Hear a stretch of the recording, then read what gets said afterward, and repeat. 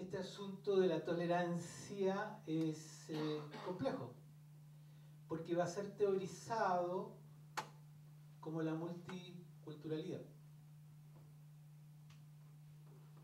Desde el estricto enfoque de la teoría liberal democrática y la teoría liberal del derecho, que tiene también un tufillo neocantiano, afortunadamente no está Jesús para que lo refute.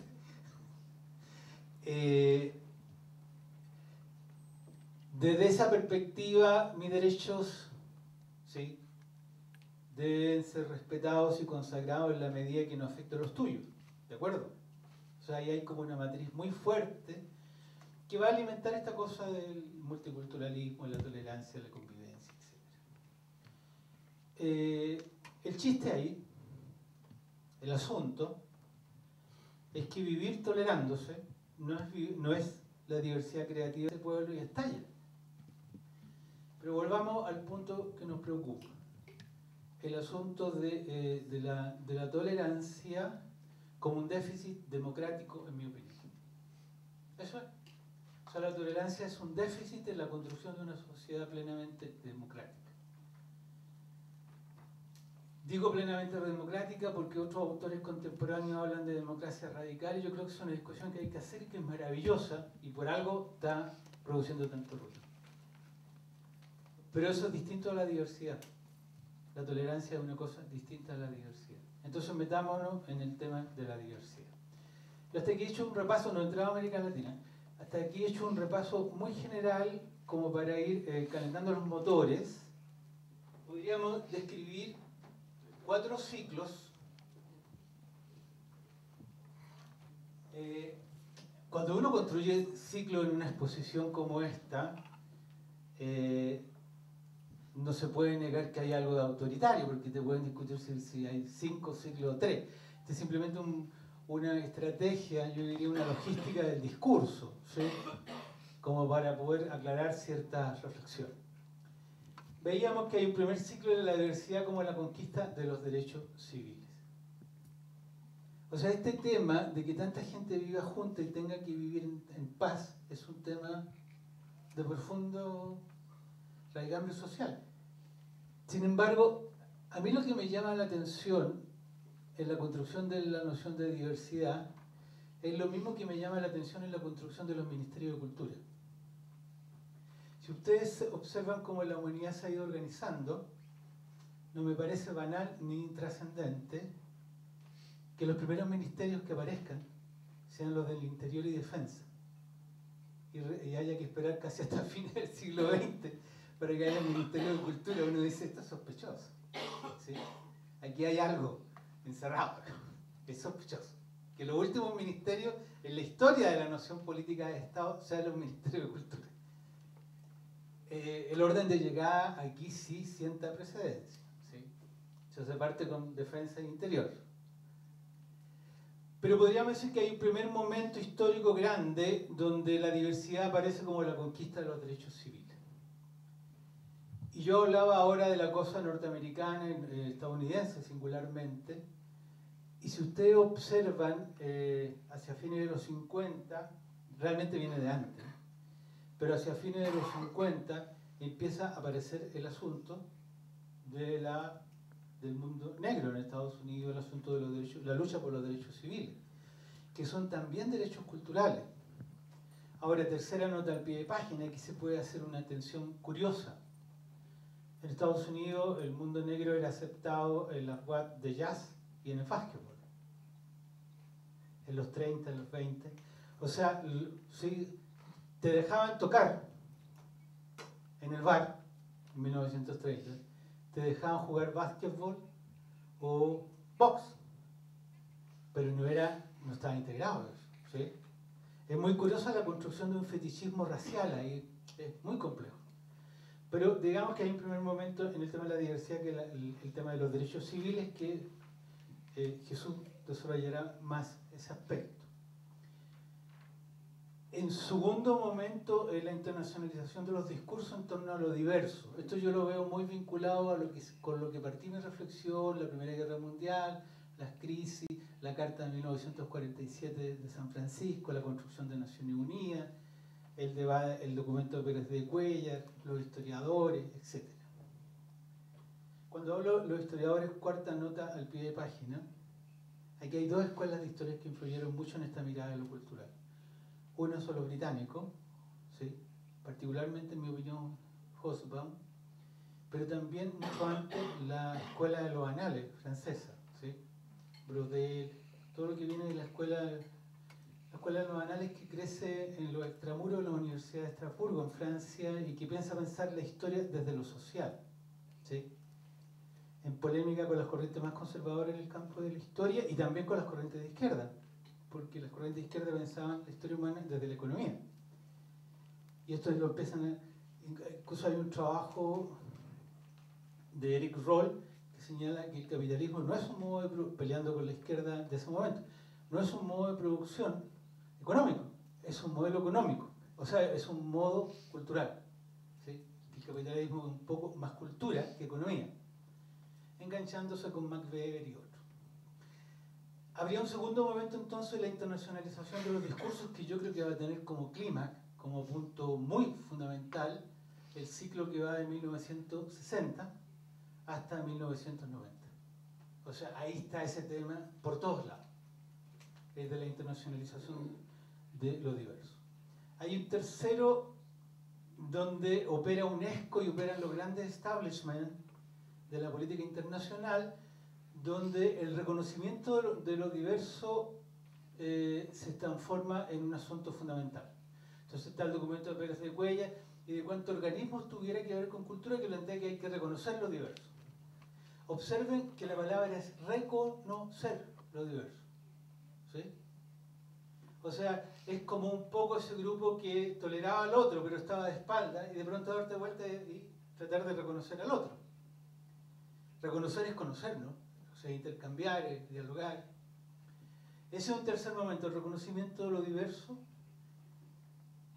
Y aquí hay un momento que yo creo que corresponde a los últimos 10 años, que se pasa del reconocimiento de lo diverso a la inversión en la diversidad, ¿sí? Se empieza a invertir en la diversidad. O sea, ya no solo se trata de reconocer, sino en estricto rigor de promover la diversidad. Surgen muchas preguntas de cómo se promueve la diversidad, lo dejo para después, pero de promover la diversidad. O sea, te reconozco, pero promuevo la diversidad. Aquí hay un giro en los organismos internacionales a escala mundial, del reconocimiento a la promoción de la diversidad. Si tuviéramos que buscar algunas pistas, estoy en el tercer ciclo, si tuviéramos que buscar algunas pistas de cómo esto va brotando, yo creo que al día siguiente de la caída del muro de Berlín, no solo estábamos perplejos, sino dándonos cuenta de que había que reconstruir muchos paradigmas, o sea, había que hacer una nueva cartografía no solo de lo histórico, sino de lo existencial. Piensen ustedes que yo creo que una de las sorpresas epistémicas que produce la caída del muro va a ser que no tiene muertos. Es un asunto fundamental. O sea, no es menor. Cualquier historiador del siglo XIX te preguntaría, y usted le contaría, mira, se cayó el muro. Te preguntaría de inmediato, ¿y cuántos murieron? Porque ese es el operador en el cual estamos construidos. Los cambios históricos son con muertos. Y aquí hay un cambio histórico sin muertos. Entonces te produce una mirada distinta. De ahí que todavía nadie tenga una explicación muy rigurosa y detallada de qué pasó. Pero creo que eso va a influir en esto. O sea, el tema de un mundo que redefine sus costuras, que se rearticula, te obliga a repensar. Y cuando estás obligado a repensar, en brazos del agobio, del cansancio, de las teorías políticas de corriente principal, ¿a dónde te vas? ¿O a dónde se van las personas que en ese momento están tratando de reinterpretar el mundo? A la cultura.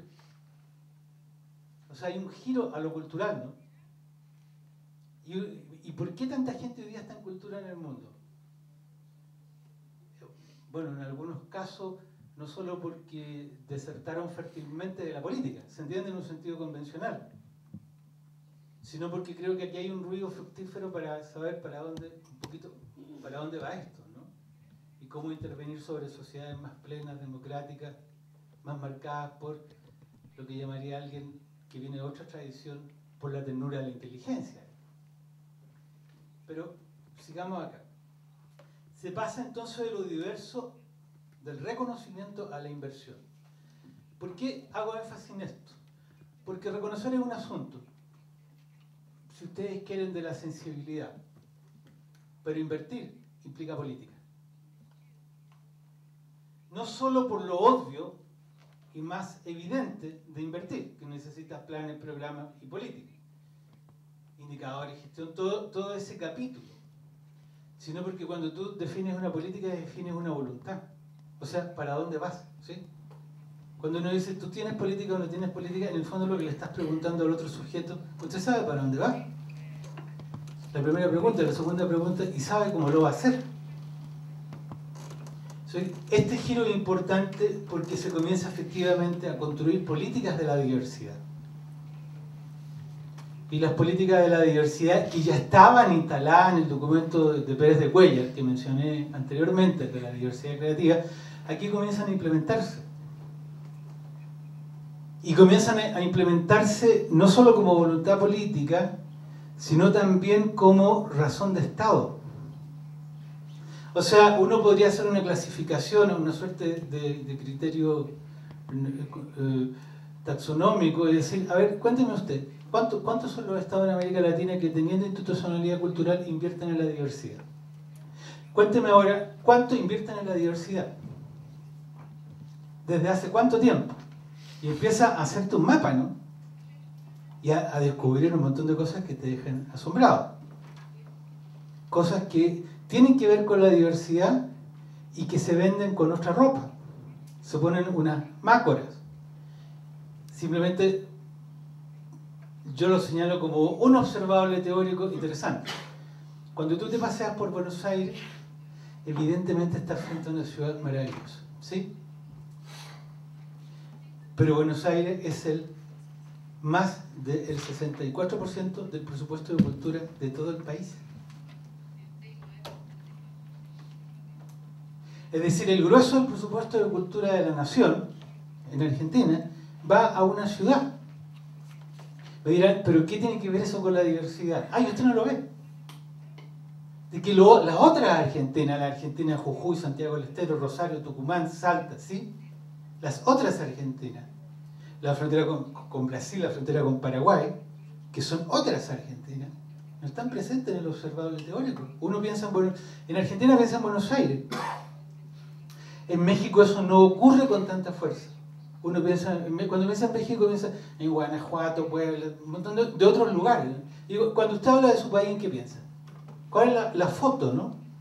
¿Cuál es la postal que tiene en la cabeza? Ese es un tema que tiene que ver con la diversidad. Tiene que ver, y parece lo más lejano al asunto de la diversidad. O sea, no se te ocurre meterlo en ese casillero analítico, ¿no?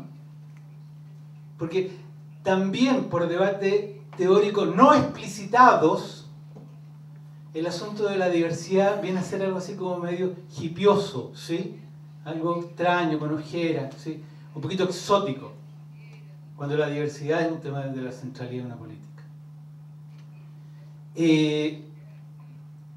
Piensen ustedes, simplemente por seguir mencionando centralidades conocidas públicamente del capítulo de la diversidad, que en un grado significativo los conflictos más agudos que se vivieron en Centroamérica, particularmente en un país como Guatemala, tienen que ver con un tema también, no solamente, pero tienen que ver con el capítulo de la diversidad. Tienen que verlo. Yo creo que aquí el desafío que tenemos es un poco construir, al hablar de diversidad, y lo vamos a ver con América Latina y mañana con el tema UNESCO, es construir observables teóricos. O sea, saber qué demonios tengo que mirar cuando estoy hablando de diversidad. Salir de una idea muy vaga, muy abstracta, muy bonachona, ¿sí? Muy encantadora, y ir a construir, porque tengo que construir políticas de la diversidad. Tengo que construir instituciones de la diversidad. Tengo que construir formas de hacer pedagogía de la diversidad. Tengo que poner en circulación el concepto, si no se me queda como una cosa enquilosada, museística, ¿no? Que es una cosa hermosa que hay que mirar entre 9 y 5 de la tarde. Pero no es un concepto que muerda. Si el concepto no muerde, no sirve. O sea, ahí no se puede hacer actividad humana, ¿no? Si el concepto no muerde. Vamos a América Latina. Aquí, como estamos entrando en algo que nos roza la epidermis y nos gasta los zapatos, a todos nosotros, entonces voy a también ser un poquito esquemático. Pero antes de pasar a América Latina, como segundo gran resumen posible. Yo creo que hay, no sé, para que seguir, pero alrededor del concepto de diversidad hay muchos matices, ¿no? Pero la convención sobre la diversidad es de protección y promoción de la diversidad de las expresiones culturales. Entonces, dentro de diversidad, no es solamente diversidad entre culturas, sino la diversidad dentro de la misma cultura. Las formas, los diferentes lenguajes artísticos o que se expresa una cultura es diversidad. Porque si no, hay como, en este momento hay como, se decanta el tema de la diversidad a una diversidad a veces étnica o cultural, que es una diversidad, pero no son todas las diversidades. Y yo creo que esto, lo digo porque creo que tú lo compartes, pero que cuando a veces defendemos la diversidad, que en una política cultural los diferentes lenguajes artísticos se pueden expresar libremente. La diversidad también es un antídoto de la censura. Es decir, la diversidad también es igual a libertad cultural. Lo digo porque a veces se nos va, y en este momento yo estoy muy preocupado porque a nivel de los organismos internacionales se está yendo para allá. Se está yendo para una diversidad entre culturas. Y no, es que la cultura es diversa. Hay quien se manifiesta con un lenguaje o con otro. Entonces, mantener esta relación entre la diversidad de las culturas y la diversidad dentro de la cultura, tenerla presente. Porque si no, se nos puede ir, y creo que lo compartes, ¿no? Y entonces, tenerlo presente, que cuando hablamos de diversidad, también hablamos de diversidad interna. Que hay diferentes formas de manifestarnos culturalmente, ¿no? Este doble juego es bueno porque si no parece que hay mucha literatura de una diversidad muy étnica y que es una diversidad muy peligrosa. Es decir, es muy peligrosa, es muy peligrosa. Entonces, digo que es peligrosa porque todo lo que es tocar identidades culturales es peligroso. Cuando hablabas del muro de Berlín, yo recuerdo una cita de Manuel Castells, el sociólogo, que dijo que lo que había destruido uno de los estados más potentes del mundo, como era la URSS, fueron las identidades culturales. Él dijo en ese sentido. No, pero lo que me interesaba es mantener esta doble reflexión. La diversidad interna de las expresiones culturales y la diversidad de las culturas. Este doble encaje creo que es importante tenerlo en cuenta. Nada, perdona, ¿eh? No, al contrario. Isso que o Alfonso falou é bom, eu estava aguardando para falarmos no sábado, quando a gente iria fazer a distinção. Isso que o Alfonso comentou é importante porque no Brasil nós não temos um problema desses de ter 24 dialetos no México ou 72 dialetos na Guatemala. Nós temos uma unidade cultural razoável. Eu sei que há problemas, que houve crimes, etc. e tal, mas nós não temos um problema de diversidade identitária, nacional, étnica, etc, etc. Temos outras questões de identidade. Então, essa observação é muito importante. Utilizar con cierto oportunismo las últimas dos intervenciones para engancharme a lo que se está destacando.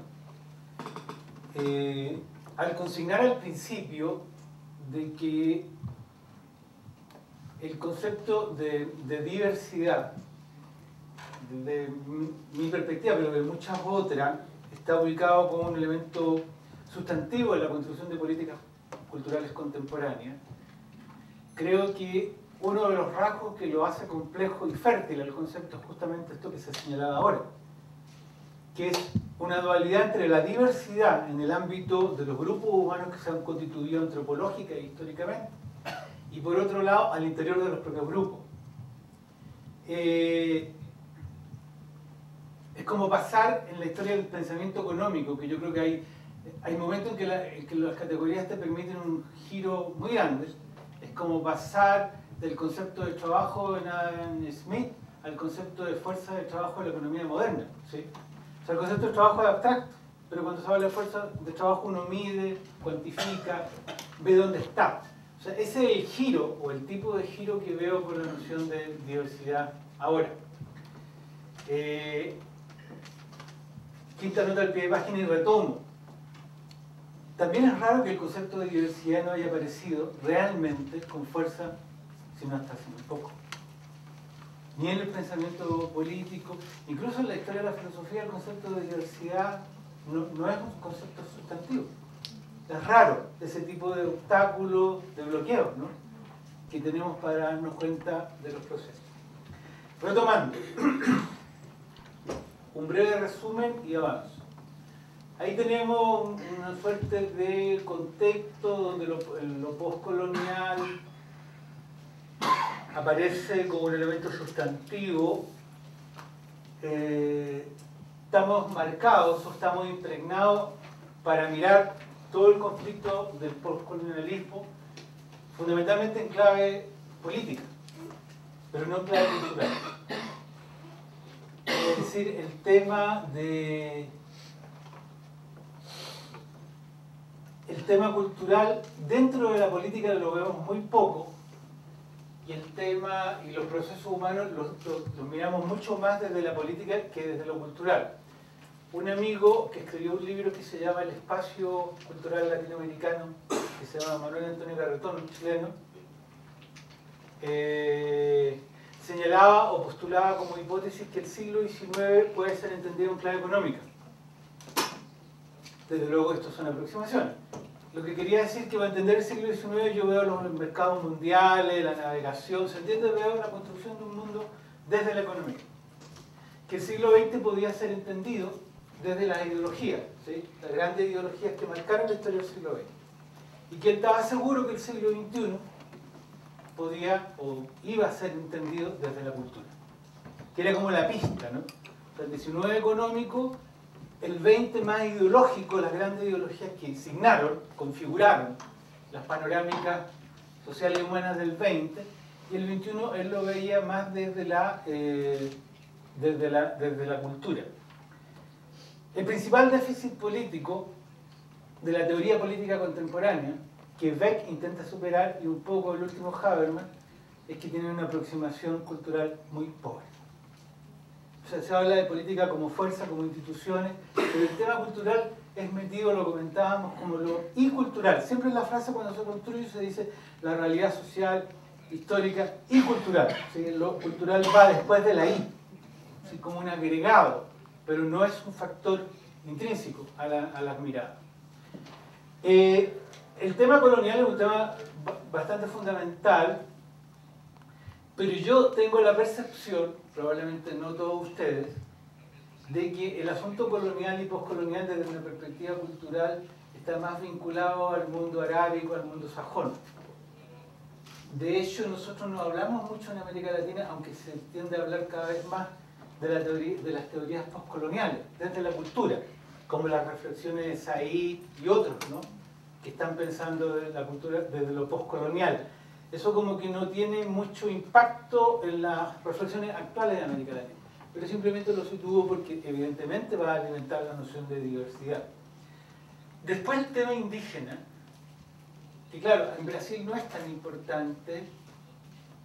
Hay países que están marcados por la realidad indígena, claramente Bolivia, ¿sí?, O sea, los bolivianos en su constitución ya hablan de Estado plurinacional. ¿Sí? Yo diría, los tres países que a mí me parecen más impactantes desde el ángulo del peso cultural y político del mundo indígena es Bolivia, es Ecuador y Guatemala. No quiero decir que en los otros no haya esas representaciones o expresiones, pero es bastante fundamental reconocer que ahí pasan cosas que de pronto descolocan nuestra analítica. ¿Sí?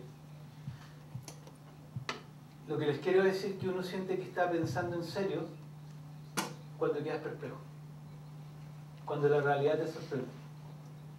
Y dejarse sorprender por la realidad es un asunto muy difícil, porque siempre vamos con esquemas, ¿sí?, a la realidad. Pero el día que tú dices, oh, yo no me había dado cuenta, ese es el momento en que estás produciendo conocimiento. O sea, ahí hay como un tema que es muy complejo porque no es solo lo cultural indígena, es lo social, lo histórico, de cómo se construyeron esas naciones, esos estados, etc. Es un asunto bien de mucha anchura, ¿no? Ahora, yo creo que abajo donde digo los rezagos y los contextos, a mí me gustaría ya empezar a tensionar un poco la reflexión que vamos a tener y hablar de los riesgos. Y creo que el tema de los riesgos es un tema fundamental cuando estamos hablando de diversidad y cultura. Yo creo que debiéramos, si fuéramos conscientes que después de que se hizo el mapa genético, más o menos todos somos bastante iguales y no tan diferentes a un plátano. Entonces, ya este tema tiene que ser traducido con lo que sabemos, no con lo que se sabía en el siglo XIX, sino con lo que sabemos hoy día. Y siento de que el primer riesgo que tenemos con una diversidad integrista o fundamentalista, en la cual se puede caer, ¿no?, es el tema de transformar el asunto de la diversidad en el rasgo constitutivo de la realidad de lo social. O sea, al final de cuentas, dogmatizar la noción de diversidad a tal nivel que se convierte en un caballito de batalla para todas las reflexiones y para todas las opiniones y para todas las maneras de estar y vivir en el mundo. O sea, yo creo que ahí el asunto del tino, ¿sí?, platónico, de la vieja filosofía helenística, de tener tino, de saber hasta dónde se estira la cuerda de algo y hasta dónde no, es fundamental. Entonces creo que hay un riesgo con el asunto de del discurso de lo diverso como discurso. Hay un riesgo con el asunto de lo diverso como política de Estado, que lo hemos visto también en los estados latinoamericanos en el último tiempo. No se trata de volver a la realidad donde todos esos procesos estaban sometidos y ocultos. No estoy hablando de eso, estoy hablando de cómo, diría un poeta español, se hace justamente más de lo más y menos de lo menos, entiende Machado, de cómo se logra el equilibrio, el sentido, esa extraña palabra, el sentido común, digamos, pero cómo se logra el equilibrio. Eso es un primer riesgo. Y un riesgo no menor, a pesar de la hermosa prosa y literatura, yo lo llamo simplemente que revisen algunas páginas, a pesar de la hermosa prosa y literatura del conflicto de Chiapas en México, tú te das cuenta que es un conflicto que, mirado puramente en la clave cultural en la que ha sido construido, que evidentemente es un conflicto de clave cultural, pero con efectos políticos, te das cuenta que no tiene destino. ¿Se entiende? Hay un tema ahí donde el integrismo produce cierto fanatismo, donde en vez de trabajar con los 1000 factores que tiene la realidad, trabajas con 3. No digo que esos 3 no existan, es que faltan 997, ese es el ejemplo. ¿Sí? Entonces, yo creo que es un riesgo. Yo creo que el segundo riesgo es el del multiculturalismo. Yo no desconozco que hay una producción literaria prolífica, ¿no?, en relación a sustentar las teorías multiculturales. En el texto que les voy a dejar están citados algunos autores, pero esencialmente yo creo que el problema del multiculturalismo es el que señalaba al principio, antes del café, el de tolerar. La tolerancia como estrategia, como forma de convivencia social. Y el tercer riesgo que me gustaría también señalar es que el concepto de diversidad se puede mutar, convertir en una suerte de comodín para explicar muchos procesos. Y quiero simplemente explicar algo respecto a lo cual yo no estoy seguro, pero tengo dudas de si ahí no estamos cometiendo ese tipo de error de usar un comodín. Y me refiero singularmente al asunto de la biodiversidad. O sea, que la naturaleza es diversa lo sabemos. Margarita por la noticia, eso lo sabe mi tatarabuela. ¿Sí? Pero convertir el tema del medio ambiente, se entiende a partir del concepto de biodiversidad. Entonces, de pronto puede pasar como ocurrió con los temas de género, ¿sí? En los 60, en los 70, en que todo era traducido a una lectura de género. Me estoy refiriendo a la escuela italiana, a la Rosana Rosanda y toda esa tradición. Y va a ser en los 80 que el tema se consolida como una política. De pronto con el asunto este de la diversidad,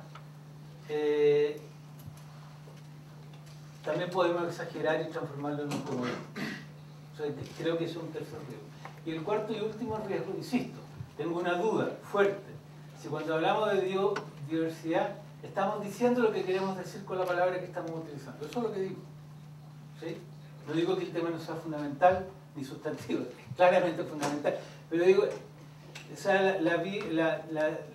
habla de la diversidad familiar, o sea, si estamos resaltando demasiado lo diverso y lo distinto frente a lo otro, a lo que articula nuestros procesos más unitarios. ¿Entiendes? Ese es simplemente el llamado de atención.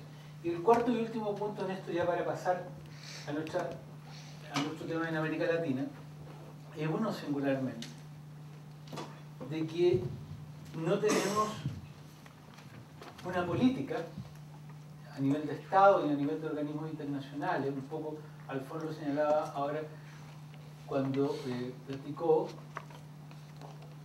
que está a la altura de los desafíos del concepto.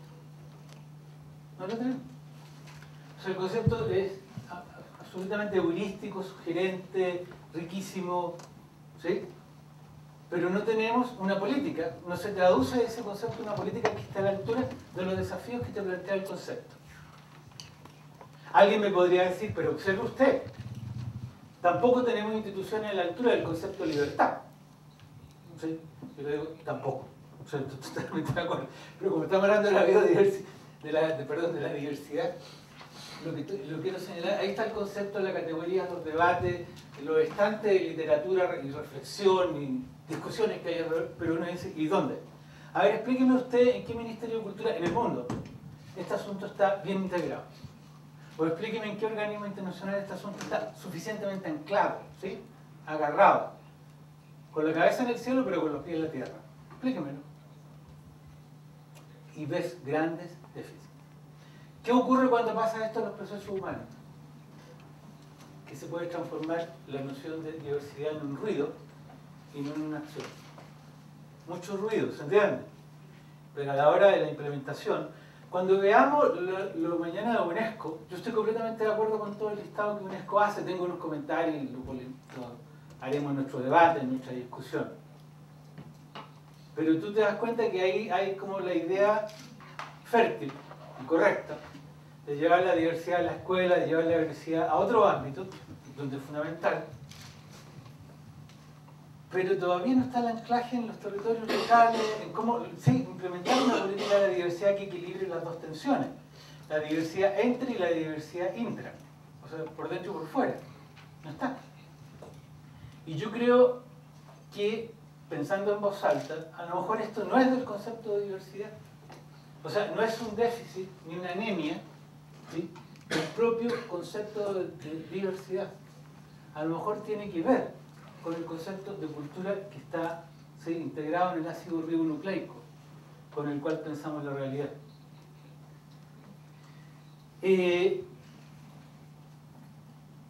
Y ya para entrar en América Latina, permítanme solo una cosa a propósito de lo cultural, la diversidad, digamos el tema de la pedagogía, etc.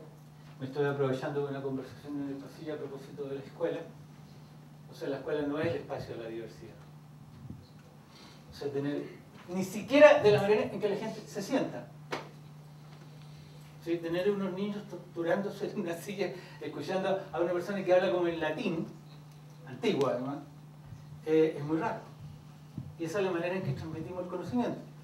Pero tampoco lo es, desde el ángulo de la diversidad, el urbanismo y los modelos de construcción, ¿sí?, de las grandes ciudades.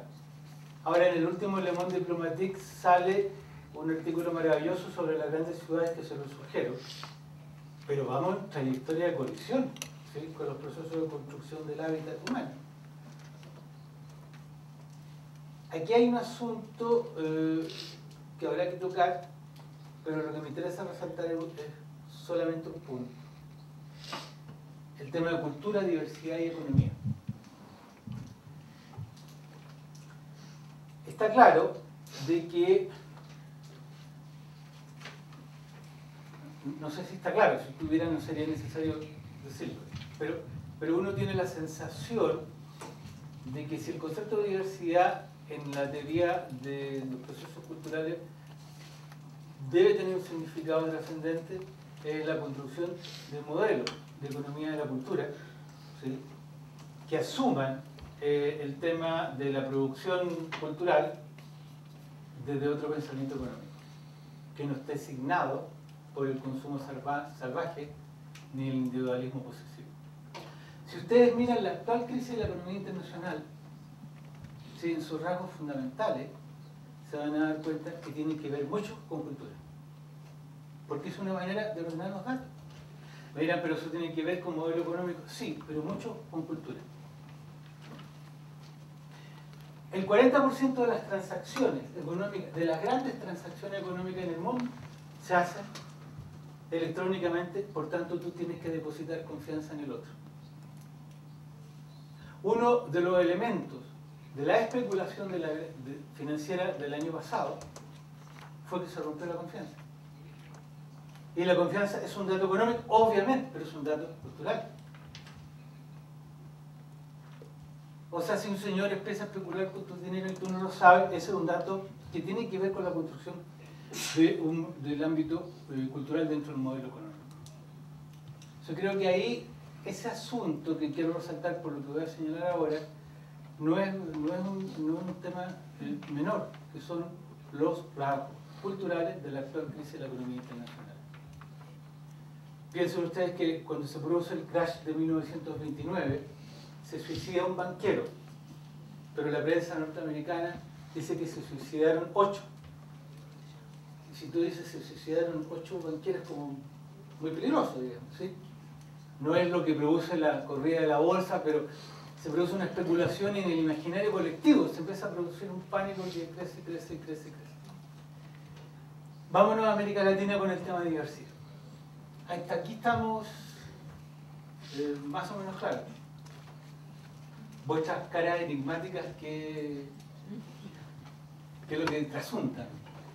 Vámonos con el tema de América Latina. Ahora, yo decía al terminar la primera parte que habían 4 periodos o ciclos históricos en el capítulo de la diversidad. Diversidad desde el ángulo de la conquista de los derechos civiles, la internacionalización de los discursos de lo diverso, el reconocimiento de lo diverso y el paso de ese reconocimiento a la inversión. Y esta frase más o menos extraña de un cuarto momento o periodo de la diversidad como poder constituyente. Evidentemente que hay que aclarar 3 puntos de arranque para señalar de qué hablamos cuando hablamos del cuarto periodo.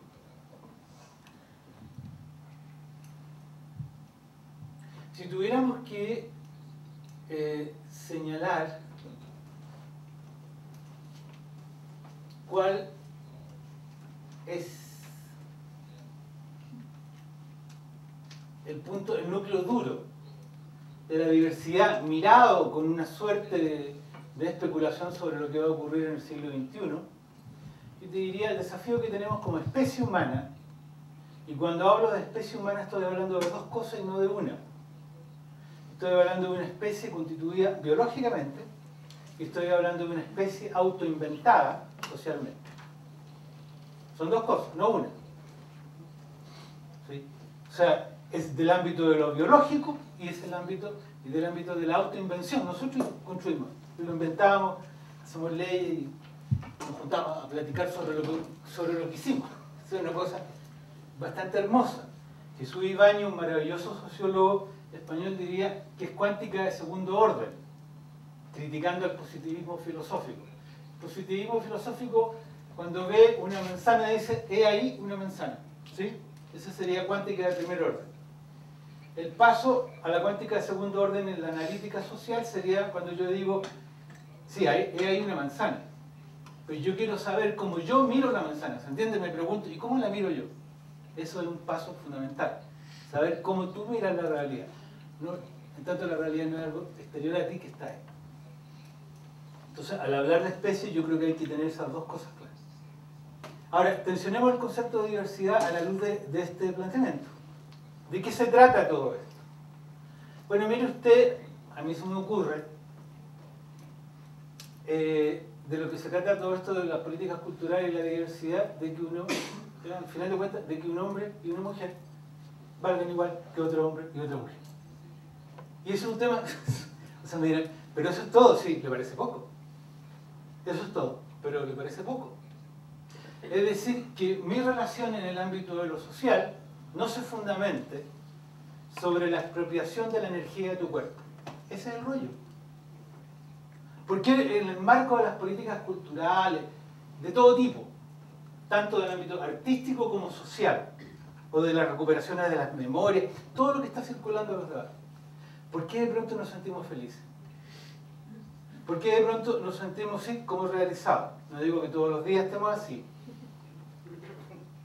¿Por qué? Porque no somos expropiados. Porque no nos quitan algo, ¿se entiende? ¿Cuándo nos sentimos desfallecientes, pesimistas, ensimismados, tristones, ojerosos? Cuando sabes que te quitaron algo. Y lo terrible de eso es que no sabes quién te lo quitó ni cómo, sino simplemente te sientes cansado. Entonces yo creo que el núcleo duro, en serio, de la diversidad en el contexto de las políticas culturales contemporáneas es la recuperación de las capacidades, lo diría de cierta manera, es lograr que un hombre o una mujer valgan igual que otro hombre y otra mujer, pensando con todo el cuerpo. Y quien piensa con todo el cuerpo, piensa con todos. No estoy hablando de ninguna filosofía asiática, ni trascendente, ni hinduista, ni nada, digamos, ¿sí? Ni siquiera soy vegetariano. Lo que estoy diciendo es que cuando se producen esos momentos mágicos de colectividad y de grupo, de diálogo, de cooperación, de inteligencia social, yo creo que estamos frente a una política cultural. O sea, a la parte más potente de una política cultural. Por ello, cuando señalo como cuarto periodo posible, por eso hablo de genealogía, Foucault, Nietzsche, pero no, al final los autores son potentes cuando tú eres capaz de usarlos, ¿sí? Y dejan de ser potentes cuando el texto es el que te usa a ti. Y te pasas haciendo citas, ¿sí? Pero cuando hablo de este cuarto ciclo, del ciclo de la diversidad como poder constituyente, yo creo que ese es el tema de las políticas culturales en el siglo XXI. Es decir, construir una realidad que sea distinta. Cuando tú señalabas al principio, al abrir la reflexión, de que no es solamente el museo del arte, etc., ¿sí? Eso es tremendamente significativo porque a lo que está aludiendo es a la transformación de lo social a partir de los procesos culturales. ¿Por qué tenemos ese rollo con las bellas artes en el sentido decimonónico? No porque no sean hermosas, o sea, no es el tema, ¿no? Bueno, además, aparte que yo creo que no tienen por qué ser bellas, digamos, pero ese es otro rollo, es arte, ¿no? Pero ¿por qué tenemos esa sensación de que ahí ocurre algo que no nos empodera, diría alguien, o ahí ocurre algo que no nos permite construirnos como potencia social. Porque en definitiva el diálogo entre el arte en su sentido convencional y clásico y lo social es un diálogo sumamente torturado, ¿sí? Sumamente tensionado. Por muchos motivos, desde el museo, ¿se entiende? Ahí hay un tema que no está resuelto. La relación que tenemos con lo creativo artístico es una relación de exterioridad. La mayoría de las veces, ¿no es cierto? Pero de exterioridad es la cosa que está allá, ¿sí? Cuántica de primer orden. Allá está el Van Gogh. Pero yo me pregunto pocas veces cómo yo veo al Van Gogh. Porque no me han entrenado. Porque la escuela me ha empobrecido en eso. O sea, la escuela me enseñó a mirar la obra de arte desde la exterioridad, desde fuera. Y me enseñó que esas cosas hermosas que produce la especie humana están en un lugar encerrado entre 9 de la mañana y 5 de la tarde. Y la mayoría de las veces abiertas sábado y domingo. ¿Sí? Que están ahí y que hay un señor que las cuida. O sea, hay todo un asunto que yo creo que, por supuesto, va a parar mucho, pero es bien importante. Pero no me enseña a ver, la escuela no me enseña a ver, por ejemplo, dónde yo vivo. No me enseña una arquitectura crítica del espacio habitado por los seres humanos. Entonces no estoy entrenado, ¿sí? ¿Se entiende?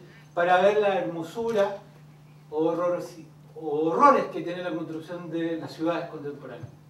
Ni siquiera estoy entrenado para entender cómo se construyeron los barrios. Nadie me enseñó en la escuela primaria o la secundaria, ¿sí? Cómo se construye el barrio. No entiendo los conflictos que hay entre el supermercado, culturalmente me refiero, y el almacén de la esquina. El almacén de la esquina, que es toda una institución, ¿no?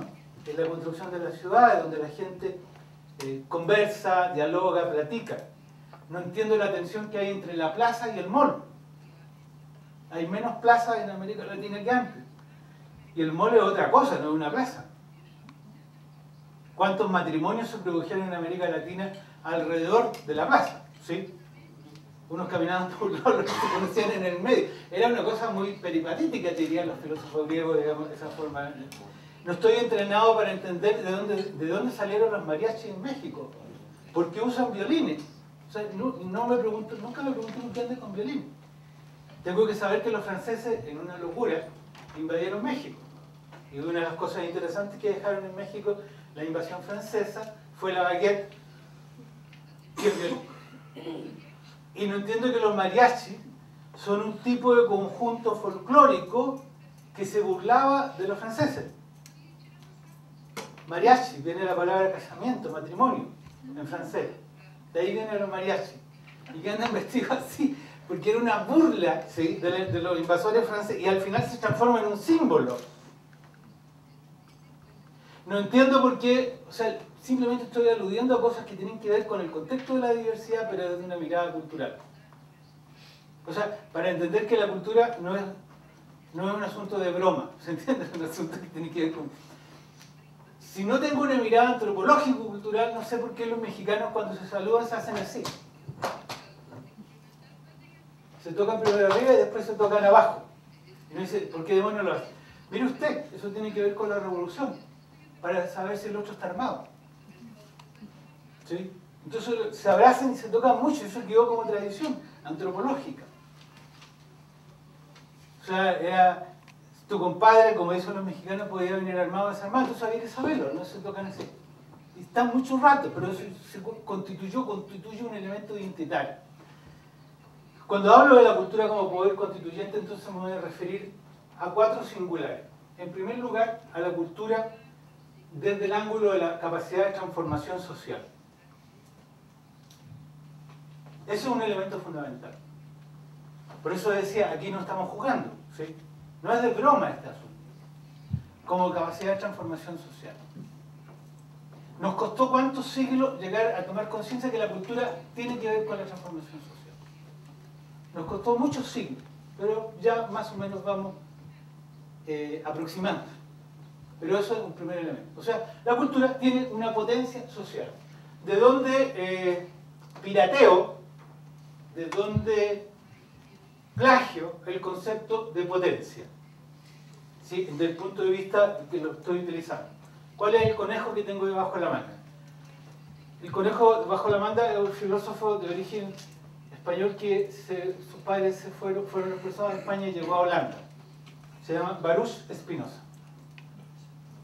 Es un concepto spinociano.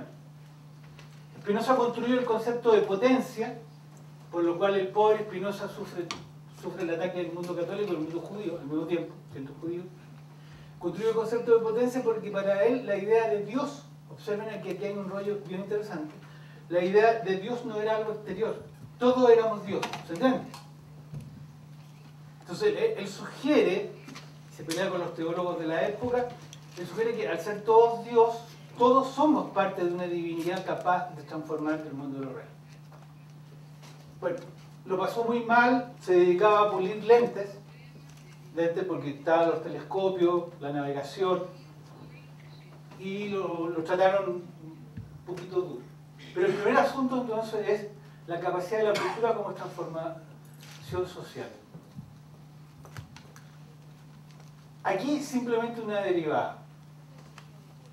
Los ministerios y las instituciones culturales son el factor que permite efectivamente desarrollar esto, pero sin movimientos sociales culturales eso se transforma en una burocracia, ¿sí? Puramente en una entelequia. Podrás tener el más formidable Ministerio de Cultura, pero si abajo no pasa nada, no hay debate, no hay movilización, no hay recreación del pensamiento, da lo mismo. Podrás tener una enorme cantidad de presupuesto y ni siquiera vas a tener la capacidad de ejecutar. Podrás tener estructuras que funcionen cartesianamente perfectas, pero si no están ancladas, si no gastas los zapatos en la calle, no hay capacidad de que la cultura se transforme en ese elemento. Es más, si es solo institución y si es solo esa entelequia, entonces es una trampa, es un cerco, y se transforma en un organismo cultural en un organismo disciplinario. Y eso sí que es complicado. Uno ve ciertas aproximaciones a este riesgo cuando se le pide a la cultura. Yo no digo que no esté en el debate, digo que no se le puede pedir a la cultura eso, digo que tiene que estar en el debate, pero eso, pedirle como acción de Estado taxativa es muy riesgoso, que tranquiliza a los jóvenes. Que lleve la cultura a la escuela. Entonces llega un señor con un violín y los niños escuchan, ¿se entiende? Es un concepto de extensión. La cultura no puede ser el instrumento del control social. Hay un maravilloso libro que salió en la editorial argentina Udea, que es la historia de cómo André Malraux construye el Ministerio de Cultura en Francia, que es como la primera institución realmente de Estado en cultura. Y hay una conversación entre André Malraux y De Gaulle. Y es maravilloso, porque tiene que ver con la cultura como trampa, como cerco, como espacio disciplinario. Porque De Gaulle le dice a Malraux, mire usted, estamos hablando del 59, 58, le dice De Gaulle a Malraux, mire usted, yo tengo la sensación de que tendríamos que construir algo así como un Ministerio de Cultura, ¿sí? Y André Malraux se tira un rollo, intelectual francés maravilloso en su época, se tira un rollo, una reflexión, y De Gaulle le dice, no, si eso está bien, pero yo no estoy hablando de eso. Yo estoy hablando de que me sospecho que pueden haber grandes revueltas juveniles. O sea, al mismo tiempo habla muy bien de la astucia de Gaulle, pero ahí está que viene en el 68 francés, ¿no? Pero ahí hay, de eso no estamos hablando de la cultura como potencia, ¿sí? como potencia constituyente, ahí estamos hablando de una estructura disciplinaria.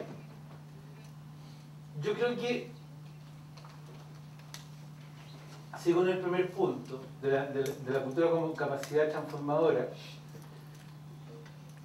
por el lado perverso están los riesgos de la cultura como control social, en los desórdenes de las instituciones culturales. Pero hay un lado bondadoso en ese desorden, diría alguien, el bello caos de la cultura, que es que estamos aprendiendo. Cuando te dicen el Ministerio de Salud, uno más o menos entiende que son médicos, saludistas públicos, ¿se entiende? Uno sabe cuál es el personaje que va en el Ministerio de Salud.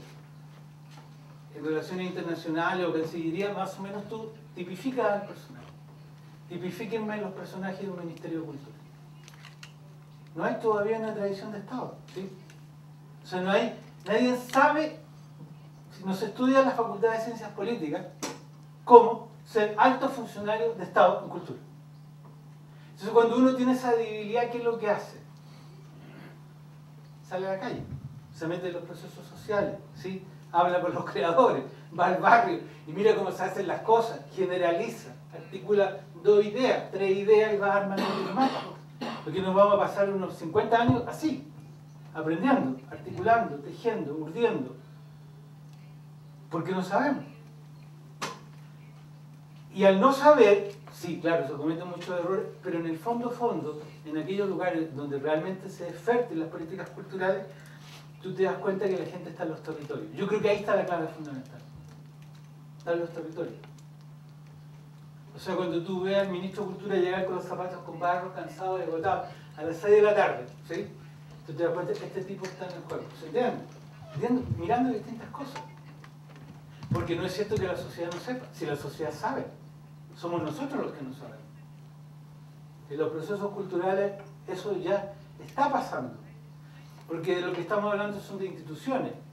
Pero el poder constituyente de la institución es lo social, si no solo, decía, simplemente intelecto. Entonces, el primer punto de la diversidad como poder constituyente es la cultura anclada, la cultura diversa, la cultura con distintos lenguajes, o sea, la cultura como poder constituyente. El segundo punto en esto mismo, en el capítulo del poder constituyente de la cultura, es, yo creo, un asunto que se ancla directamente con la diversidad, que es la noción de especie humana. Un poco aludiendo incluso a lo que señalabas tú, de la especie. O sea, de que tenemos distintas tradiciones culturales, hablamos de distintas maneras, nos casamos de distintas maneras, comemos distintos alimentos, bailamos distintas cosas, nos emocionan otras, pero al final de cuentas, este es un pinche, dirían los mexicanos, planeta chiquitito, ¿sí? Que está en riesgo.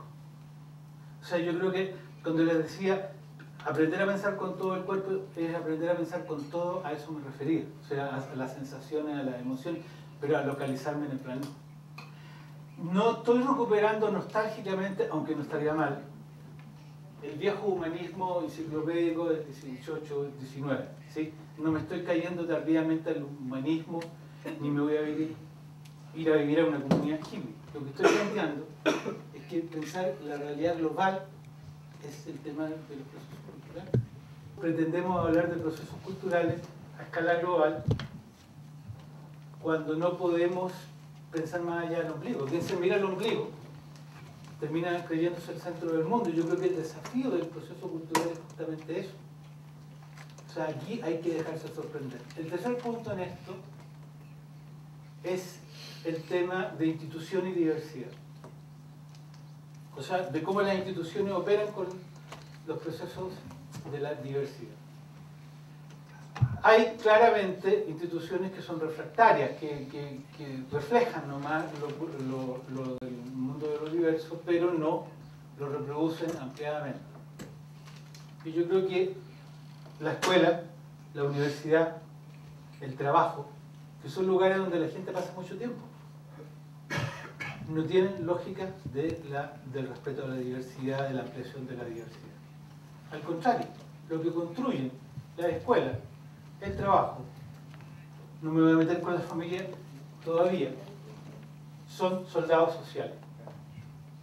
¿Y qué es un soldado social? Alguien que obedece sin preguntar. Ese es el rasgo. ¿Qué es lo que caracteriza a un soldado? Fundamentalmente, si yo me quedo en una mirada simple y te digo que está armado, ¿no? Pero sí puede haber mucha gente armada. Lo que caracteriza a un soldado social es que obedece sin preguntar. Y son instituciones que reproducen esas relaciones jerárquicas de obedecer sin preguntar. Y yo creo que eso salta por sus costuras cuando mete el capítulo de la diversidad, cuando se integra, cuando es formateada en ese esquema. Esos serían como los 3 puntos más decisivos del cuarto ciclo. Y ahora me contengo un poco y pasamos al diálogo, preguntas, opiniones y reflexiones. Hay un ámbito concreto en el que la diversidad está empezando a tener políticas o medidas, digamos, que es en el ámbito del multilingüismo. o de las lenguas, ¿no? Y creo que ahí hay un buen ejemplo de los riesgos, de los retos y de las dificultades. En el caso de Europa, por ejemplo, la Unión Europea tiene muchísimas dificultades para aceptar 27 lenguas a las que hay que traducir todo y jugar al mismo tiempo a la unidad respetando esta diversidad, ¿no? Y me parece que en el tema de política lingüística, que no se puede confundir con la cultural, pero que a menudo va por delante, hay algunos ejemplos interesantes de cosas bien hechas y mal hechas y que nos pueden dar alguna pista.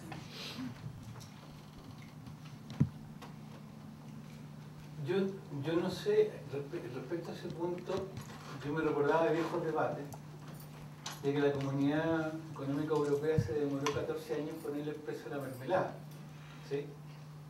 Por los distintos, claro, las tasas de producción diversas de todos los países. Pero hay algo que me llama la atención y a lo mejor tú de la historia me ayudas, porque es un tema que tenemos en América Latina. Y que siempre se señala, pero pocas veces se explica. En Europa han habido durante el siglo XX, por lo menos, sin contar la guerra civil española, 2 guerras mundiales. ¿Sí? O sea, ustedes tendrían todos los motivos para no llevarse bien. Tampoco digo que se lleven tan bien, digamos. Pero tendrían todos los motivos para no llevarse nada de bien. Entonces, ¿cuál es el clic? ¿Sí? ¿Cuál es la gota que llena el vaso de agua para que después de 2 guerras mundiales, en una territorialidad pequeña, ¿no?, tengan condiciones tengan la voluntad política y moral, porque eso es voluntad moral también, de unificarse en esa diversidad, con todas las tensiones internas, porque no siempre se señala desde el punto de vista de la diversidad lo que es la Europa del Este, que es como un territorio extraño, ¿no? O sea, nunca queda como localizado bien en las reflexiones, ¿no? O lo que pasa más allá del Bósforo, no sé. Eso es como una sensación que me queda. Yo no sé si hay alguien que viene de Europa que quiera comentar. Bien, está. Preguntas, opiniões, provocações. Provocação, então, vamos lá. Eu acho que se a gente está falando de diversidade cultural e outras, a primeira expressão que a gente deveria colocar sob exame é a expressão América Latina. Eu ando numa cruzada contra o uso da expressão América Latina, por razões que rapidamente eu posso dar algumas para discussão, depois podemos ver, né? A América Latina é um conceito que, na verdade, esconde muito mais do que revela a diversidade que está debaixo dela. Esconde muito mais do que revela. Pressupõe uma identidade de ponto de vista cultural, étnico, etc., etc., etc., que realmente não existe de maneira nenhuma, né? Ela é um conceito ideológico, completamente ideológico, que usa vamos dizer, um índice supostamente étnico, latino, quando na verdade se refere a uma situação geográfica ou geopolítica e que é efetivamente uma manifestação cultural, e frequentemente uma manifestação cultural de menosprezo. Então vamos dizer as coisas bem claramente, né? Eu não me lembro mais o nome do francês que forjou esse termo, acho que no século XIX, se não me falha a memória, né? Considerando que tudo aqui que estava aqui era uma unidade só. Quando de fato não é. Não é. E o termo é totalmente equivocado, né? Se você fala América Latina, você deveria incluir os franceses do Canadá que falam uma língua latina. Mas, obviamente, os franceses do Canadá não são latino-americanos. Por quê? E não admitem que sejam chamados de latino-americanos, né? Os latino-americanos, se você, por exemplo, segue o Samuel Huntington, que é um pensador do conflito, né, das culturas, os latino-americanos são os não-brancos. Mas, na verdade, até o Samuel Huntington é um pouco mais matizado do que os demais, porque ele estabelece uma distinção entre os latinos e os sul-americanos, mas que não são brancos, nenhum dos dois. Os brancos são os que vêm do norte que falam protestante, e que são protestantes e que têm língua inglesa, etc, etc. Né? Mas seja como for que a gente veja a questão, a América Latina não é um termo apropriado para a diversidade cultural. No sé cómo lo ves. A ver, yo creo que, pero caminando por la misma ruta que tú señalas, en el tema de la diversidad, América Latina es mencionada de acuerdo a quien te menciona. Si es un norteamericano, te dice sudamericano, o sea, te localiza desde una territorialidad geográfica. Si es, la mayoría de las veces, si es español, te dice hispanoamericano. Si es portugués, te dice iberoamericano. ¿Sí? O sea, cada uno te va tratando de una manera... Si es mexicano, te dice latino. Latino, claro. Y si es del mundo indígena, te va a decir indoamericano. ¿Sí? Entonces tenemos como 5 nombres que son distintos y justamente corresponde a lo que tú señalabas en la política exterior de Napoleón III. O sea, nos pusieron un nombre y nosotros nos quedamos con ese nombre. Yo siento que ahí hay un tema que tiene que ver, hay una relación muy compleja, para nada simple, entre dos conceptos. El concepto de identidad y el concepto de diversidad. ¿Sí? Es lo que nos ocurre a nivel latinoamericano. Con la emergencia en los últimos 20 años de los temas del mundo indígena, por señalarlo así, que también hay ahí, los indígenas también son un error, también son una categoría errónea,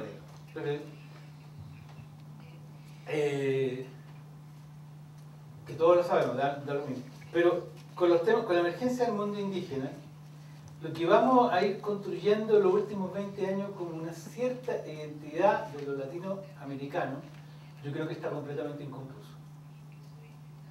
Nosotros todavía no logramos, yo no digo que vayamos a llegar un día por la mañana, es decir, por fin, estos somos. Lo que estoy señalando es otro asunto, de decir cuán distintos somos los que estamos viviendo en un mismo territorio y permanecemos en comunicación. Si tuviéramos que hacer la lista, dijéramos, díganme 5 rasgos fundamentales de la cultura latinoamericana que tienen que ver con su identidad. Ya desechamos el violín porque llegó de Francia, y la baguette también. Pero dígame 5 rasgos principales de lo que caracterizan la identidad latinoamericana. 5. Que se bebe mucho alcohol, los rusos toman el doble. Que nos gusta la música. En el centro de Europa y en todas partes a la gente le gusta la música. Que somos alegres, porque siempre nos creemos los más alegres del planeta, ¿no? ¿Sí? O sea, después no hay nadie más alegre que nosotros.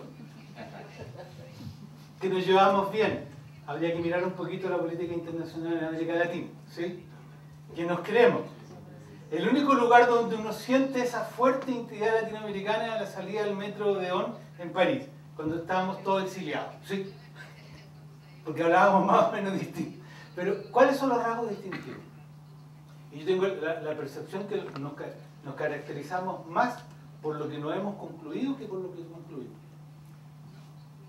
O sea, ustedes ven ahora el Bicentenario. Hagan un análisis de discurso de las políticas bicentenarias en el plano de la cultura. Patricio, casi nadie que sabe qué es el Bicentenario. Porque esto no es América Latina. Hay que explicarles.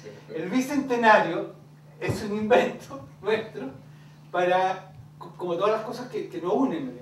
El Bicentenario es una construcción de una política que viene a celebrar los 200 años de independencia de la corona española.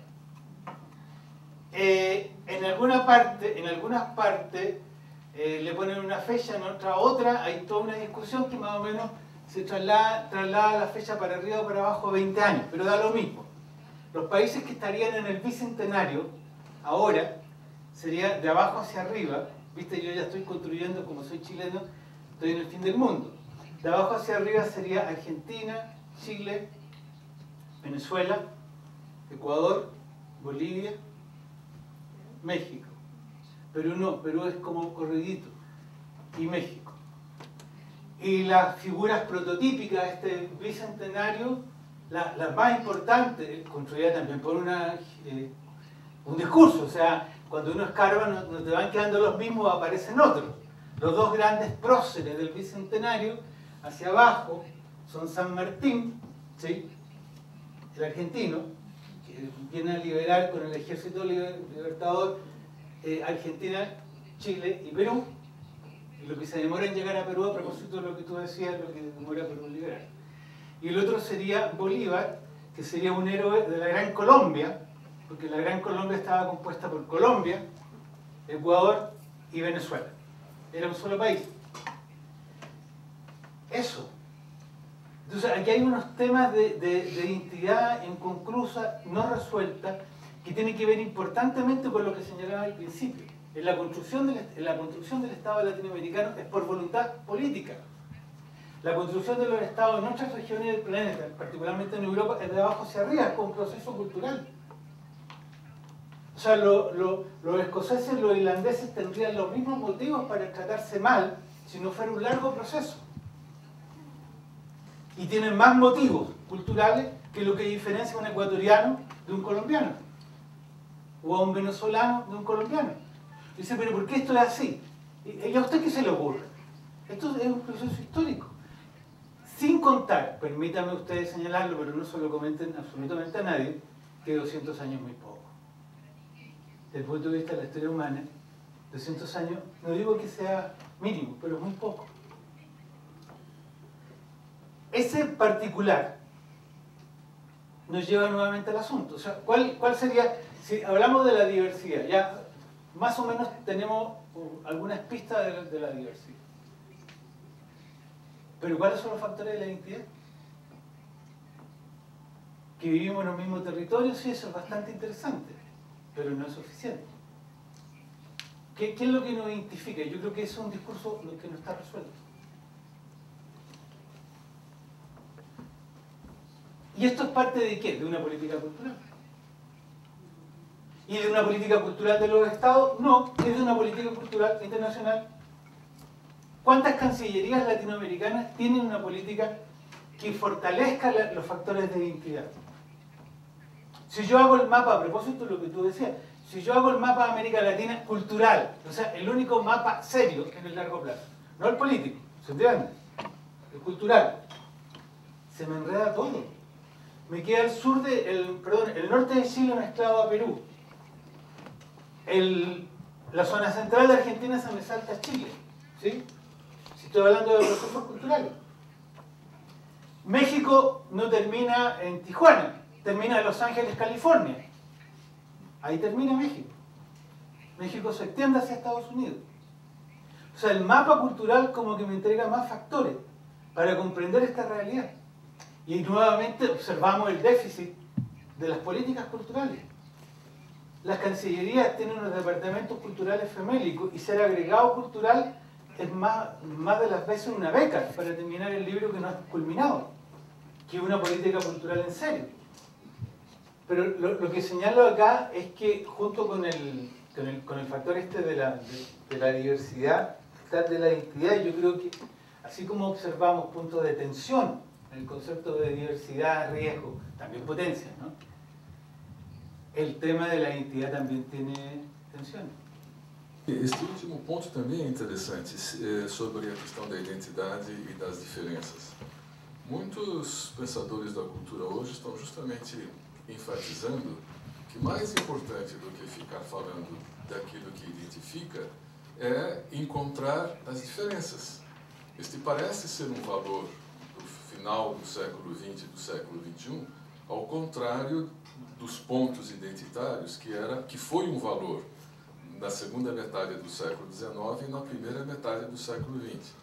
Segunda metade do século XIX, quando os Estados-nações da Europa apareceram, Itália, Alemanha, etc., não é? E a primeira metade do século XX, quando essa identidade teve que se afirmar, não é? E se afirmou em guerras, etc. Então, quando a gente abre hoje em dia livros de sociologia da cultura, se vê uma forte ênfase na questão da diferença. Vamos ver quais são as diferenças, não é? Onde elas estão, em que elas consistem. E aí é que é interessante, eu acho, nós começarmos a desconstruir este termo de América Latina, que ele é totalmente enganoso, ele leva à ilusão e ele é ideológico, manipulatório, não é? Além de ser feio, Escuta, gente, a Europa tem um nome próprio, Europa. A Ásia tem um nome próprio, Ásia. Os Estados Unidos, que incorporou a si todo o conceito de América, se chama América, não é? A Oceania é Oceania, são nomes substantivos. Me lembro do Otávio Paz dizendo, né? Pós-moderno não é nome, não é? Isso é uma coisa vaga, não é? Oceania é nome, Europa é nome, Ásia é nome, América Latina não é nome, é rótulo. É rótulo. Nós somos sul-americanos, é muito mais bonito. Vamos reivindicar, somos sul-americanos, vamos ficar com Borges, vamos falar do sul, por aí está bem, não é? Evidentemente, cuando trabajamos el concepto de diversidad al principio de la exposición, lo que traté de resaltar de manera más sustantiva es que era uno de los conceptos fundamentales desde mi visión de las políticas culturales contemporáneas. Y un concepto que inconcluso y todo está vinculado a una mirada distinta, y en mi opinión más integradora, de la complejidad de lo que llamamos cultural en el siglo XXI. Por otra parte, también consigné o relaté de manera muy rápida una idea, simplemente para ordenar, de los 4 ciclos que yo veía de naturaleza histórica en la construcción de la noción de diversidad, situando como ejes de análisis implícito el contexto, los usos y nociones de cultura y diversidad, los riesgos y las potencialidades. Luego avanzamos un poco rápido sobre el tema de los contextos 1950-80, los temas de los conflictos internacionales y cómo el tema de la diversidad empezó a aparecer de muy distinta manera, no de manera unívoca, de muy distinta manera desde la política, desde la filosofía, desde la cultura, desde los organismos internacionales, empezó a aparecer sin ser explicitado. Yo creo que también sería importante, al hablar de América Latina, entender un asunto que pocas veces se menciona, y es que en la construcción de la noción de diversidad, la recuperación de las democracias en América Latina fue un tema fundamental. O sea, la idea que se tenía de diversidad antes del 64 brasileño, ¿se entiende? Como para hacer el corte, ¿no? Y después de la recuperación de la democracia, con la última fue la chilena, tú te empiezas a dar cuenta de que el tema de la diversidad comienza a aparecer o en clave cultural, rigurosamente cultural, o en clave política. Lo que me importa a mí es señalar que aparece, ¿se entiende? Que está instalado. O sea, antes no está en el discurso, está en la práctica, pero no está en el discurso. Yo creo que eso es un corte fundamental, porque lo que va a ocurrir ahí, en el proceso de recuperación o reconstrucción democrática de acuerdo al país del cual se trate, en algunos casos fue recuperación, en otros casos fue construcción democrática, es que el tema de la diversidad empieza a jugar un rol relevante en las políticas de los estados democráticos. Yo podría hacer un test con 3 indicadores de cuán democrático es un estado a propósito de cómo trata el asunto de la diversidad. Veíamos la cantidad de lenguas que se habla en Guatemala, pero en Guatemala la violencia del Estado sobre todas las diversidades que existen en Guatemala es que te deja helado, absolutamente helado. Yo creo que aquí hay una vinculación, por tanto, entre historia política, historia social y cultura. Porque también, no sé en qué nota al pie de página voy, pero debe ir como en la 7ª, porque también yo creo que es importante tener una cierta humildad cuando hablamos de cultura respecto a lo social y a la otra mirada. ¿Sí? Vieron que siempre hay alguien dispuesto a salvar el mundo. Durante un periodo fueron los economistas, después los psicoanalistas, ¿sí? Antes fueron los filósofos los que querían salvar el mundo, después los epistemólogos, y no puede ser que ahora la gente que está en la cultura quiera salvar el mundo, ¿me explico? Entonces yo creo que hay una cierta humildad analítica, reflexiva, intelectual y teórica que hay que tener respecto. Bueno, pero siento que es importante hablar de la recuperación de la democracia y la relación con la diversidad, la modernización del Estado, que en clave breve, o dicho muy rápidamente, ¿qué es lo que le pediría uno a un Estado moderno hoy día en América Latina?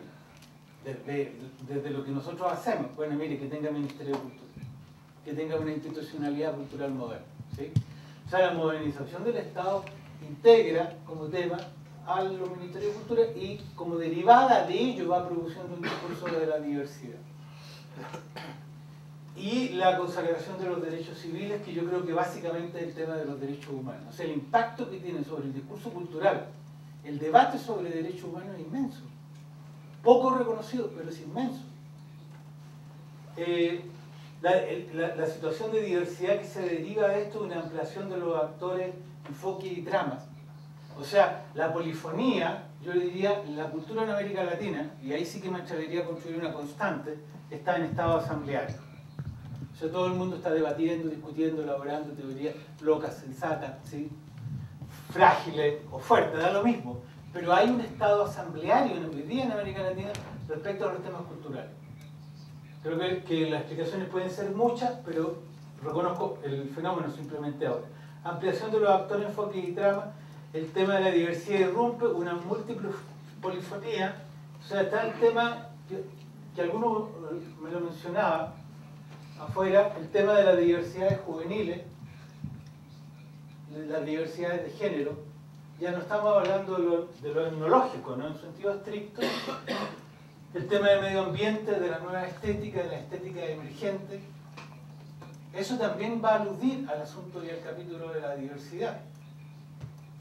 Y reconozcamos que la estética emergente y lo juvenil descoloca al Estado o a las instituciones.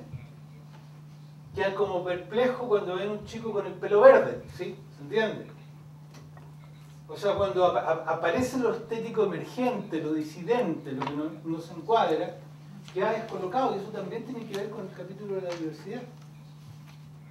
O sea, cuando no sabemos reconocer algo que hacemos, lo golpeamos. ¿Sí? Lo rechazamos, lo ignoramos, lo borramos.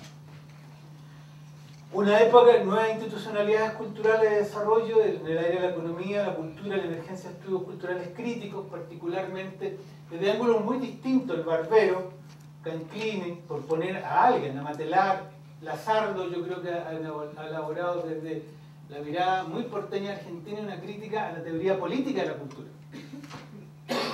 O sea, ahí hay todo, están ocurriendo una serie de cosas que lo más hermoso y estético que tienen es que están inconclusas y que quienes la están elaborando reconocen que están inconclusas.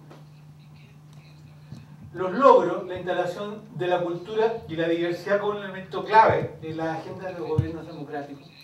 Yo creo que es casi un test, ¿sí? Casi un test clínico, el tema de cómo se trata la cultura y la diversidad. Como derecho humano y como factor de desarrollo. Las políticas culturales asumen lo diverso como finalidad. Siento que en este tema, decía antes, podría ser visto también desde la siguiente forma. O sea, aceptar la diversidad como asunto político va a implicar una cierta noción de cultura. No cualquier noción de cultura que acepta la diversidad, sino la observa como riesgo. O sea, la limpieza étnica en Yugoslavia es toda una lección de lo que ocurre. Cuando tú crees que el uniforme es lo que debe constituir el objetivo del Estado. Hay millones de otros factores por los que se desmorona la ex Yugoslavia. Pero claramente y no me importa que mientan o no, porque las mentiras sociales son verdades analíticas. Cuando los genocidas de yugoslavos son llevados a tribunales internacionales y explican por qué, siempre la respuesta es identitaria y cultural. Siempre. Aun cuando mienten, y mucho más cuando dicen la verdad. O sea, yo creo que evidentemente se trata de un asunto sustantivo. Bueno, formas de vivir juntos, a la noción de cultura, territorio amplio y disímil, complejo y cambiante, fundamento del desarrollo humano, factor que modela el pensamiento, la imaginación y nuestras posibilidades futuras. Hay poca conciencia de qué tiene que ver lo que discutimos de cultura y diversidad y la construcción con el futuro.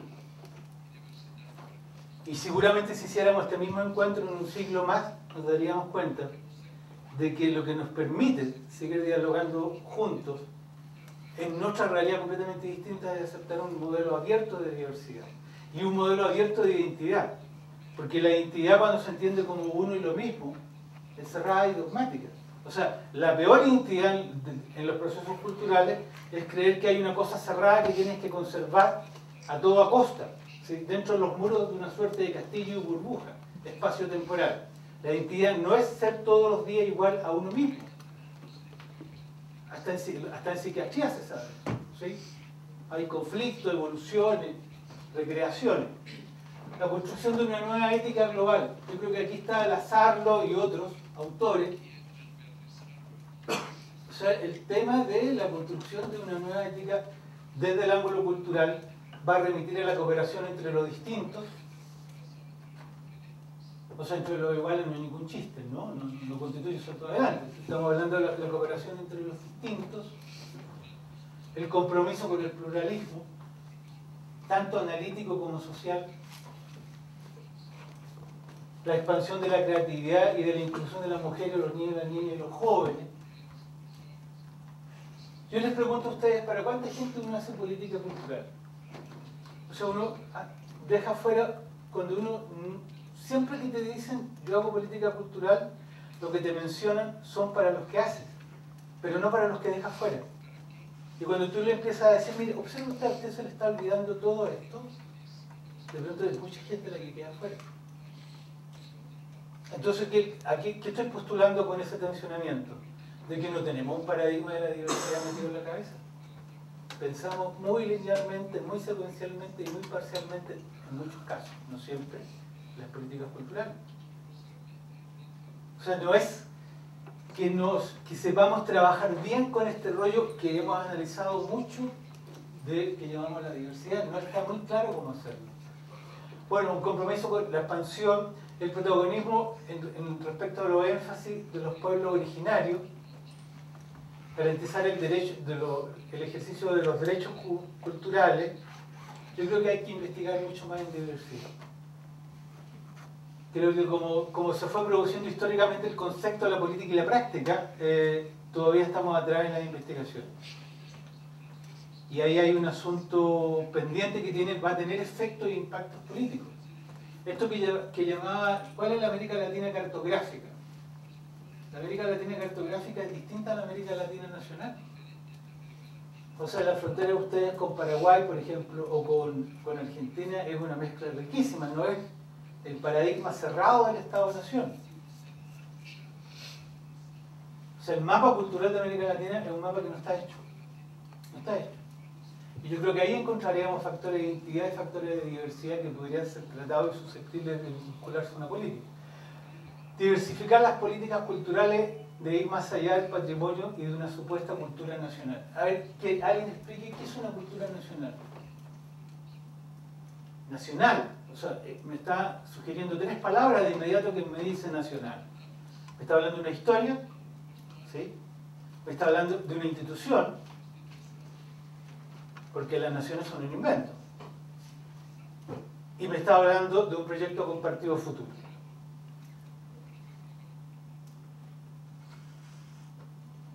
Yo creo ahí, posiblemente mañana cuando veamos lo de UNESCO, a mí me llama la atención lo de España. ¿Sí? Me llama la atención epistémicamente, desde el punto de vista del conocimiento, de cómo se logró construir eso. ¿Sí? Sé que han existido tensiones históricas muy fuertes. También pasa lo mismo en el caso de Inglaterra, ¿no? De cómo articularon una cosa bien difícil. Me llama la atención de los que han resuelto el problema y me llama la atención de los que no resuelven el problema. Piensen ustedes que en clave de conflicto político, de pronto en América Latina hay, pero son culturales, en clave de conflicto político de pronto en América Latina vemos regiones que se quieren separar de sus estados. Eso ocurre en Bolivia, eso ocurre en Venezuela, que quieren construir otro estado. Nos sorprende cuando los italianos del norte quieren construir otro país frente a los italianos del sur. Pero no percibimos, ¿sí?, que en América Latina se produce esta situación. Me llama la atención que tengamos toda la nobleza humana de señalar de que a los inmigrantes en Estados Unidos y en el sur de Europa no se les debe tratar mal, ¿de acuerdo? Pero me llama más la atención cómo nos tratamos entre nosotros. O sea, ser boliviano en Buenos Aires es complicadito, ¿eh? Es muy complicado. Y usted me está hablando de diversidad, fíjese. Ser guatemalteco en Ciudad de México está difícil. Ser peruano en Santiago está complejo. Ser hondureño o salvadoreño en México está difícil. Ser colombiano en Venezuela está difícil. Y usted me dice que tiene un enfoque amplio, fíjese. Y no se fija en eso. ¿Cómo nos tratamos entre nosotros? ¿Se entiende? Desde el punto de vista de los derechos. O sea, hay como una doble, en definitiva, por hablar rápido, hay como una suerte de doble moral. Tú me dices, yo defiendo la diversidad y cuando veo un sujeto de otro país vecino de esta cosa extraña que se llama América Latina, en tu propia territorialidad lo miras con distancia, ¿no? O sea, es la figura del extranjero. El extranjero es peligroso, sospechoso, me quita el trabajo. O sea, ahí hay tema. O cómo trabajamos con las tipificaciones simplificadoras absurdas y hasta escolares del otro, ¿no? Entonces hay una manera peyorativa en toda América Latina, hagan el diccionario, de tratarnos entre nosotros. ¿Sí?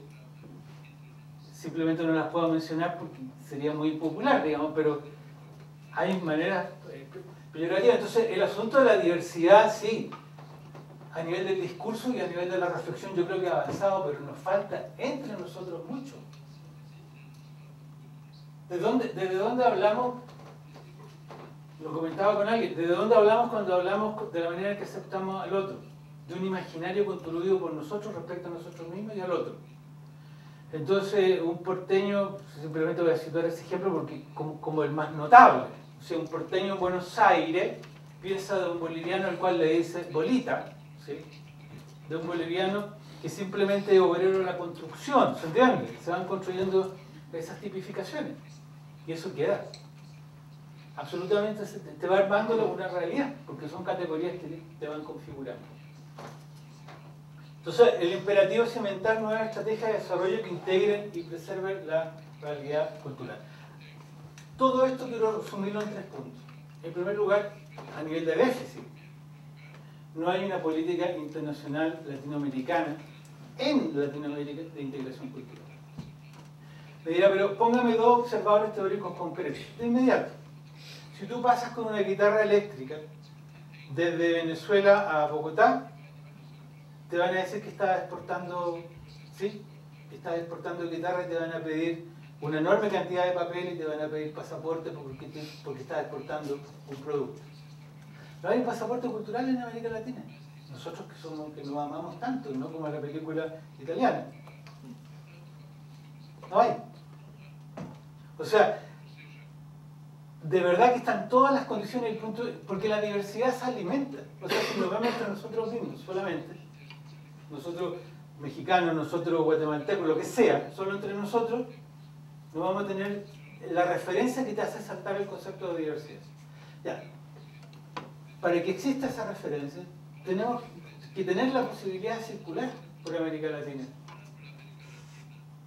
Y no hay.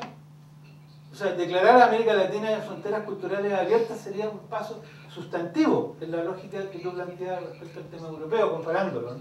Un paso sustantivo. Cuando hay conflicto entre los países, observen cómo influye la política, pero a su vez la política también es una política de la no diversidad. De inmediato que hay conflicto entre un país y el otro, te piden visa. Nosotros que estamos integrados, digamos, lo digo muy irónicamente entre comillas. Te piden visa. Y tú puedes ver las dificultades que los procesos culturales tienen de pasar las fronteras. Yo creo que ese sería un primer déficit del proceso de ensanchamiento más global de la diversidad, el tema de los espacios abiertos. Yo creo que el segundo, claramente, es que el debate colectivo, ya no me refiero a la gente del mundo de la cultura, me refiero al espacio público como un espacio, como un constructo imaginario de habla. El tema de la diversidad no se trata, no se discute. O sea, se discuten nuestros mundos culturales, de gestión, de desarrollo, de responsabilidades de Estado y cultura. Pero ¿cuántos debates públicos, con mucha gente, se abren?